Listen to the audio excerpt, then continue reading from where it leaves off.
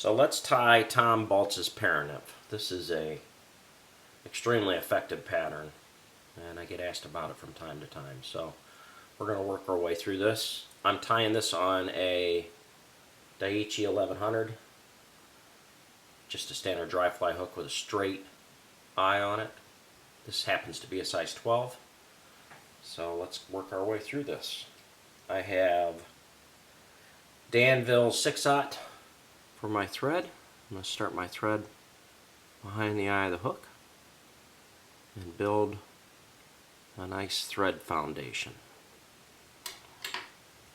I will have Tom's original recipe at the end of this, but for the most part I follow it right to a T. A couple little different things.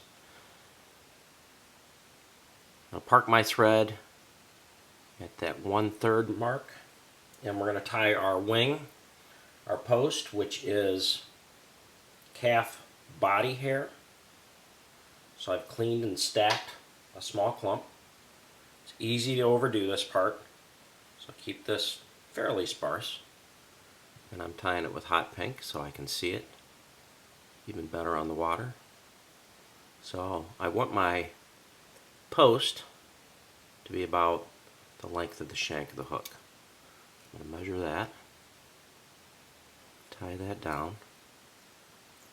Once I have that secured pretty well, I'm going to rotate this a little bit so I can see the hook shank, make sure our measurement's correct. And then I'm going to trim off these butt ends. And I'm going to just lift these up, cut these at a taper, which will make for a nice underbody.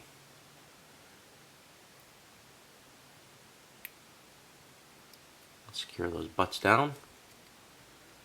And then we're going to park our thread right at the base of that wing. We'll pull everything vertical, climb my thread in front of that, and build a real nice dam of thread, which will help start to bring this wing up into position. Now we're going to go ahead and post this. And I like quite a bit of hackle on mine, so I post mine pretty tall. I'm going to come over here, climb behind the wing, and now my thread is right on that post. These are fairly light wraps. I'll get 3 or 4, 5, and then I'm just going to support that wing, tighten those up. You can see those thread wraps slide right on top of one another. Always hold that wing when you snug those up, or it will slide right off there. So that's my wing posted. I have one little crazy errant fiber here.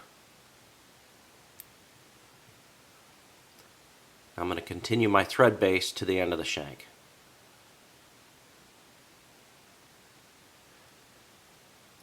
For a tail or a shuck, this is going to be olive brown Zelon. And I'm going to use, for this size of fly, about 2/3 of a strand. So I've already thinned this out a little bit. I'm going to even up the butt ends. I'll offer this up. A couple loose wraps, and then I'm just going to pull this in so I get a real nice transition between that wing or that post to this material. And then just secure that down.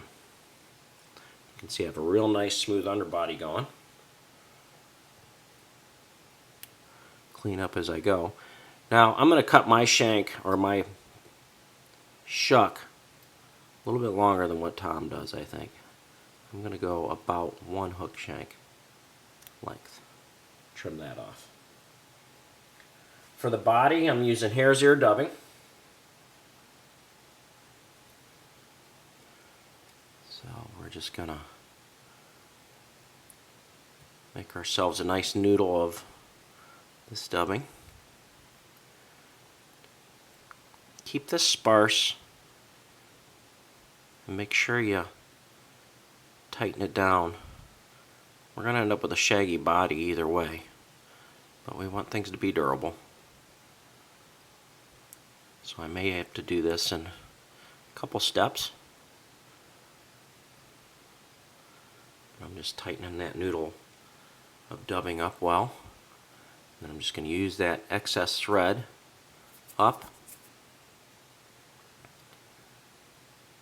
and start my dubbing at the base of those tails. No rib on this fly.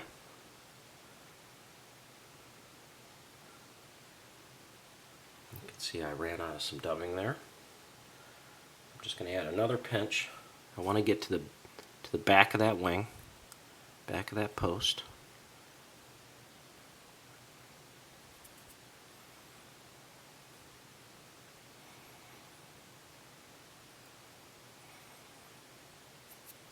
Build a slight taper in this. Now I'm to the back of that post. At this point, a lot of times I'll clean up anything that's super long in here, just to keep things tidy. So once we have that wing or that hackle on, it's a little harder to do. So now we're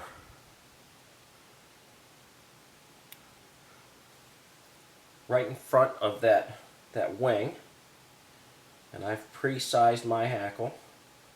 So I have a size 12 grizzly hackle.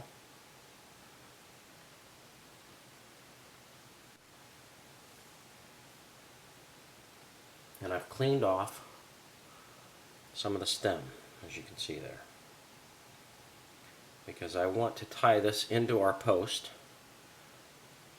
That way when I make my first turn, I end up having the hackle barbs come off in the correct direction. So I'm going to lay this on the side of the hook. I'm in front of that post. I'm going to attach that to the hook. Now I'm going to bring this vertical, and like we did before, we're going to post this once again. But this time we're going to trap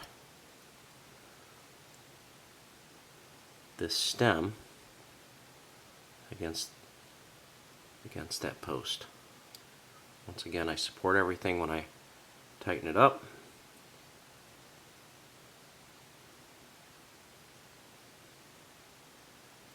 Bring it down. You can see I'm right to the root of that feather. Now we're going to finish our dubbing for our body, continuing with the hare's ear dubbing. Once again, nice little noodle. Keep this tight.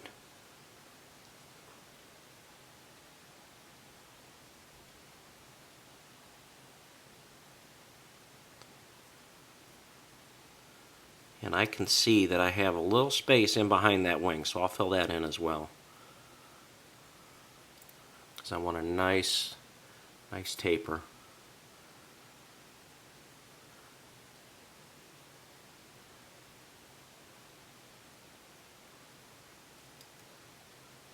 And I'm going to end up with my thread parked right behind the eye of that hook.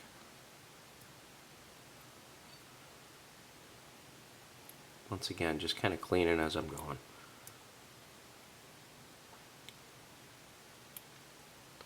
Alright, so now we're going to wrap this hackle.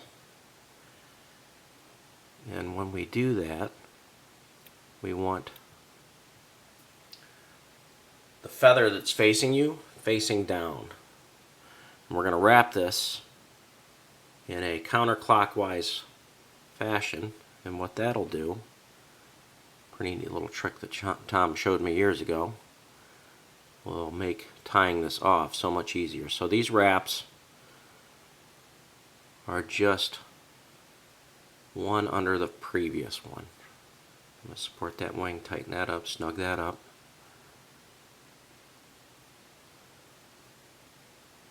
Like I said, I like to bury quite a few wraps in here. And then on our final wrap, you can see I'm going to bring that feather right up against that hook eye. My threads are already parked there. I'm going to come over, tie that down.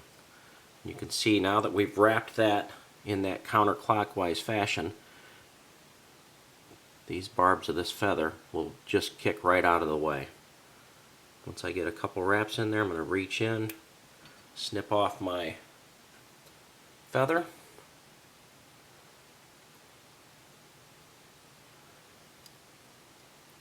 You can see those kick right out of the way nicely. And then we're going to do our whip finish.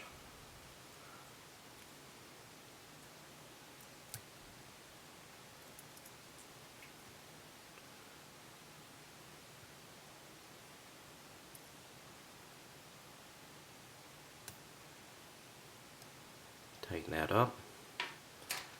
When I cut my thread, I'm just going to open the blades up and just push right through that. That way we're not snipping any barbs away. And that's Tom Baltz's ParaNymph. We'll open up that post a little bit. And you can see real buggy pattern. Fantastic fly. Works great as a searching pattern. Fish it right through hatches. I've caught fish on it when fish don't even seem to be looking up. So tie a bunch of these in a bunch of different sizes. Carry them. Pink shows up really well for me.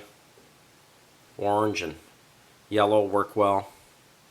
So I carry a bunch of different post colors, including some in black, for times when you have that real glassy water and it's hard to see anything. So tie some of those up and fish them. Thanks for stopping. So you can kind of see my setup. Not always easy tying right in front of that camera, but here's Tom's little article. I found this on the internet. If you do a little research, you can find Tom's ParaNymph, and I'll have his recipe. But he's got his tying procedure on here, as well as, you know, some other notes, which is kind of nice. So here's our materials. Hook, I used a Daiichi 1100. For my thread, I was using Danville 6/0. Wing post, calf body hair. My Hackle, obviously. Here's my Zelon. And then this is my favorite hare's ear dubbing. And that's that. Like I said, I'll have everything up here with Tom's recipe and get out there and fish that thing.